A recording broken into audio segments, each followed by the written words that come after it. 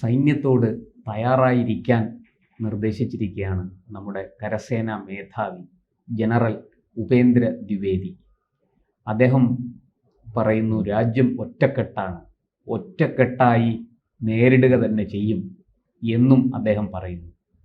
ഒരു സംഘർഷത്തിൻ്റെ സൂചനയാണോ സാർ? പാകിസ്ഥാൻ വീണ്ടും എന്തെങ്കിലും കുഴപ്പം ഒപ്പിക്കുമോ?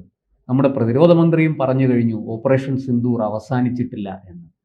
രാജ്യം ഒരു യുദ്ധത്തെ അഭിമുഖീകരിക്കേണ്ടി വരുമോ? എന്താണ് ഈ വിഷയത്തിൽ കൂടുതലുള്ള വിവരങ്ങൾ?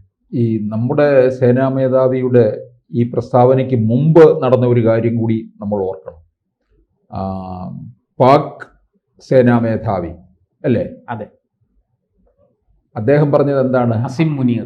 അല്ല, എവിടെയാണ് പറഞ്ഞത്? അമേരിക്കയിൽ. അതെ. അവിടെ പാകിസ്ഥാനികളായിട്ടുള്ള വലിയ ബിസിനസ്സുകാരുടെ വിരുന്നിൽ പങ്കെടുത്തിട്ട് പറഞ്ഞതാണ്, ഞങ്ങൾക്ക് എന്തെങ്കിലും സംഭവിച്ചു കഴിഞ്ഞാൽ ഞങ്ങൾ പോകുന്നത് ഈ ലോകത്തെ പകുതി രാജ്യങ്ങളുമായിട്ടായിരിക്കും. എന്ന് പറഞ്ഞാൽ പകുതി രാജ്യങ്ങളെയും ഞങ്ങൾ കൊണ്ടുപോകും തീർക്കും. എന്ന് പറഞ്ഞാൽ ഇന്ത്യയെ ഉദ്ദേശിച്ച് തന്നെയാണ് പറഞ്ഞത്. ഇന്ത്യക്ക് ഇട്ട് തന്നതാണ്. അല്ല, ആണവായുധം കയ്യിലുണ്ട്, ആണവ ഭീഷണിയാണ് അദ്ദേഹം മുഴക്കിയത്. അതൊരു വലിയ ഭീഷണിയല്ലേ അവിടെ ഉയർത്തിയിരിക്കുന്നത്. ഈ അസിം മുനീർ ആണ് ഇപ്പോൾ മുഴുവൻ പാകിസ്ഥാൻ ഭരിച്ചുകൊണ്ടിരിക്കുന്നത്. മറ്റൊരു അവിടെ ജനാധിപത്യ രീതി തന്നെ ഇല്ലാതായി കഴിഞ്ഞിരിക്കുകയാണ്. അപ്പം ഭരിക്കുന്നവരെയൊക്കെ പിന്നീട് നമ്മൾ കണ്ടിട്ടുള്ളതാണ്. അവർ കൽത്തുറുങ്കിലോ അല്ലെങ്കിൽ കഴുകുമരത്തിലോ ഒക്കെ പോകുന്നതാണ് കാണുന്നത്. അപ്പോൾ ഈ അസിം മുനീറിൻ്റെ ഈ പ്രഖ്യാപനവും അതിനെ തുടർന്നാണ് നമ്മുടെ സേനാ മേധാവിയുടെ പ്രഖ്യാപനവും വന്നിരിക്കുന്നത്. അപ്പോൾ ഇതെല്ലാം കൂടി നമ്മൾ കൂട്ടി വായിക്കേണ്ടിയിരിക്കുന്നു എന്നുള്ളതാണ്. കാരണം ഒരു വലിയ ഓപ്പറേഷൻ സിന്ദൂർ അവസാനിക്കുന്നില്ല എന്ന് പറഞ്ഞതും ഒരു പ്രധാനപ്പെട്ട കാര്യം തന്നെയാണ്. കാരണം ഇവർക്ക് ഇപ്പോഴും ലോകത്തെ പകുതി രാജ്യങ്ങളെയും കൊണ്ടുപോകുമെന്ന് പറയുമ്പോൾ, അത് അമേരിക്കയിൽ പോയി എന്ന് പറയുമ്പോൾ ഇത് ആരുടെ പിൻബലത്തോടു കൂടിയാണ്? അതൊരു വലിയ ചോദ്യമാണ്. ആരോ ധൈര്യം കൊടുക്കുന്നു? അത് ആരാണ് എന്നുള്ള ചോദ്യമാണ് ഇപ്പോൾ ഉയരുന്ന മറ്റൊരു കാര്യം. അത് പലർക്കും വ്യക്തമാണല്ലോ. ലോകം മുഴുവൻ കീഴടക്കാം എന്ന് പറഞ്ഞു വന്നുകൊണ്ടിരുന്ന ട്രംപാണ്. ട്രംപ് നമ്മളുമായിട്ടൊരു ചെറിയൊരു അകൽച്ചയിലൊക്കെ ഇങ്ങനെ നിൽക്കുകയാണ്.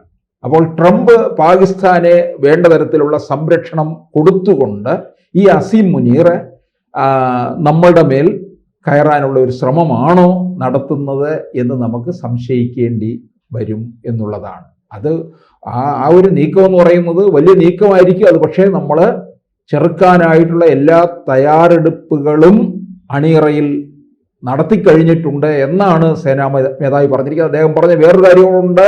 ഇവിടെ സേന മാത്രം അങ്ങോട്ട് എതിരിടുകയല്ല ചെയ്യുന്നത്. സേനയോ നമ്മുടെ പുതിയ തരത്തിലുള്ള ആയുധങ്ങളോ മാത്രമല്ല, ഇന്ത്യയിലെ ജനങ്ങൾ മുഴുവൻ അങ്ങോട്ടേക്ക് നീങ്ങും, ഒറ്റക്കെട്ടായി നീങ്ങും എന്നാണ് പറഞ്ഞിരിക്കുന്നത്. ഒരു രാജ്യത്തെ ജനത മുഴുവൻ സൈന്യത്തിനൊപ്പം യുദ്ധരംഗത്തേക്ക്, യുദ്ധമുഖത്തേക്ക് വരും എന്നാണ് അതിനകത്ത് നിന്ന് വ്യക്തമാക്കിയിരിക്കുന്നത്. കാരണം ഓപ്പറേഷൻ സിന്ദൂറിലൂടെ നമ്മൾ നേടിയിട്ടുള്ള ഒരു ജനങ്ങൾ കൊടുത്തിട്ടുള്ള ഒരു പിന്തുണ സേനാ മേധാവി മനസ്സിലാക്കുന്നുണ്ട്. അതുകൊണ്ട് തന്നെയാണ് പിന്നെ ലോകം മുഴുവൻ അറിഞ്ഞു കഴിഞ്ഞു നമ്മളോട് നേരെ ഒരു ഭീകരത നടത്താൻ വന്നവരാണ് പാകിസ്ഥാനെന്നും ആ ഭീകരതയുടെ കേന്ദ്രമാണ് ഓപ്പറേഷൻ സിന്ദൂറിലൂടെ ഇന്ത്യ തകർത്തതെന്നും ലോകം തിരിച്ചറിഞ്ഞു എന്നുള്ളതാണ്.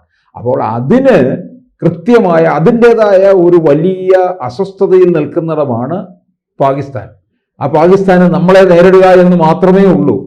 അതിനോടൊപ്പം തന്നെ അവർ പറഞ്ഞല്ലോ അല്ലേ, നദീജലം അവിടെ ഡാം കിട്ടുകയാണെന്നുണ്ടെങ്കിൽ സംഭവിക്കുന്ന എന്തായിരിക്കും? അത് മുഴുവൻ ഞങ്ങൾ കണ്ടുകൊണ്ട്.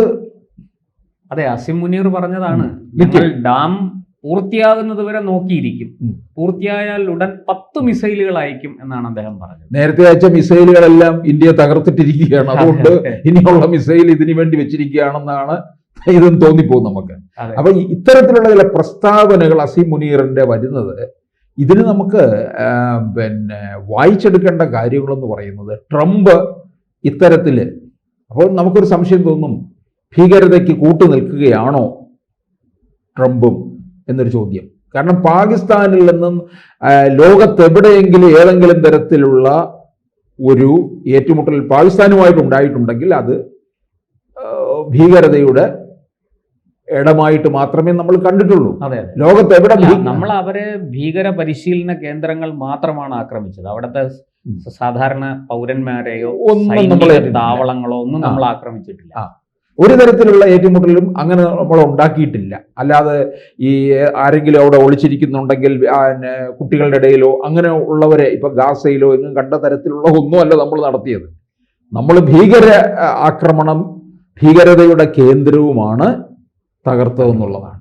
അതെന്തായാലും ഇനി എനിക്ക് തോന്നുന്നു ഈ ട്രംപിന്റെ ഒക്കെ ഈ പിന്തുണ ഇവർക്ക് ലഭിക്കുകയാണെന്നുണ്ടെങ്കിൽ അത് ലോകത്ത് മറ്റൊരു തരത്തിൽ ഭീകരതയെ പരിപോഷിപ്പിക്കുന്നതിന് തുല്യമായി മാറുകയും ചെയ്യുമെന്നുള്ളതാണ്. അല്ല, അമേരിക്കയ്ക്ക് അവരുടെ ആയുധങ്ങൾ കച്ചവടം അടിക്കണം.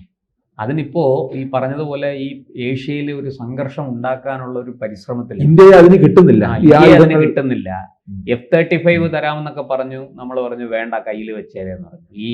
ഇപ്പൊ ഇതാ രണ്ടാമത് ഒരെണ്ണം ചീത്തയായി കൊണ്ടുവന്ന് നമ്മുടെ തിരുവനന്തപുരം എയർപോർട്ടിലാണ് ഇറക്കിയിട്ട് നന്നാക്കി കൊണ്ടുപോയത്. ഇപ്പൊ ഇതാ അടുത്തത് ജപ്പാനിൽ ബുദ്ധിമുട്ടായി അവിടുത്തെ എയർപോർട്ടിൽ ഇറക്കിയിടേണ്ടി വന്നിരിക്കുന്നു. അതിപ്പോൾ അവിടെ കിടക്കുകയാണ്. അപ്പോൾ ഈ ആർക്കും വേണ്ടാത്ത ഈ ചളുക്ക് സാധനം നമ്മുടെ തലയ്ക്ക് കോടികൾ വാങ്ങിക്കൊണ്ട് വെച്ച് കെട്ടാമെന്നാണ് ട്രംപ് വിചാരിച്ചത്. ആ വേല അങ്ങ് കയ്യിലിരിക്കട്ടെ, നമുക്കത് വേണ്ട എന്ന് നമ്മൾ അസന്നിഗ്ധമായിട്ട് പറഞ്ഞു കഴിഞ്ഞു. ഇനി പഴയതുപോലെ അങ്ങനെ ഈ വിരട്ടി അവരുടെ സാധനങ്ങളൊക്കെ അടിച്ചേൽപ്പിക്കാം എന്ന് കരുതണ്ട, അത് നടക്കില്ല. ഇന്ത്യ അതിന് നിന്നു കൊടുക്കുകയും ഇല്ല. അപ്പോൾ പക്ഷേ ഈ പറഞ്ഞതുപോലെ ആയുധ വ്യാപാരമാണ് അമേരിക്കയുടെ ഒരു വലിയ ലക്ഷ്യം. ധനാഗമന മാർഗം അതാണ്. കച്ചവടക്കാരനല്ലേ? അതെ, അതിൻ്റെതായ തന്ത്രം അത്തരത്തിൽ ആവിഷ്കരിക്കും. പാകിസ്ഥാനെ ഉപയോഗിച്ച് പല പണികളും ചെയ്തു നോക്കുകയാണ്.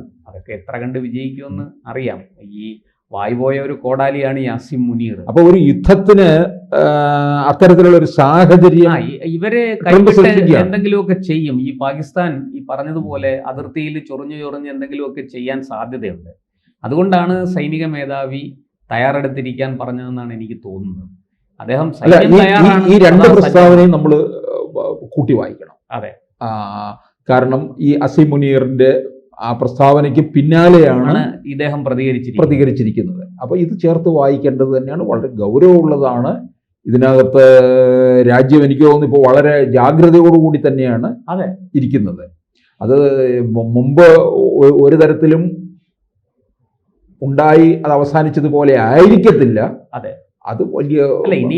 ഇനി എന്തെങ്കിലും സംഭവിച്ചാൽ ഈ പറയുന്നത് പോലെ ഇന്ത്യക്ക് നേരെ ഏതെങ്കിലും തരത്തിലുള്ള ഒരു ആക്രമണം പാകിസ്ഥാൻ നടത്തിയാൽ അത് ചെറിയ ആക്രമണമായിരിക്കില്ല, അത് വളരെ കനത്ത ആക്രമണമാകാൻ സാധ്യതയുണ്ട്. ഇന്ത്യ അതിനെ പ്രതിരോധിക്കുമെന്ന് തീർച്ചയാണ്. പക്ഷേ ഇനി പ്രതിരോധം മാത്രമായിരിക്കില്ല, പ്രത്യാക്രമണവും നടക്കും. അതും പ്രതിരോധത്തിന്റെ ഭാഗമാണ്.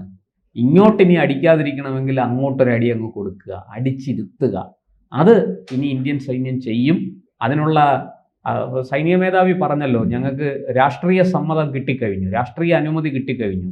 ഇച്ഛാശക്തിയുള്ള രാഷ്ട്രീയ നേതൃത്വമാണ് ഇന്ന് ഇന്ത്യ ഭരിക്കുന്നത്. അതുകൊണ്ട് തന്നെ സൈന്യത്തിന് പരിപൂർണമായ സ്വാതന്ത്ര്യം അവർ അനുവദിച്ചിരിക്കുകയാണ്.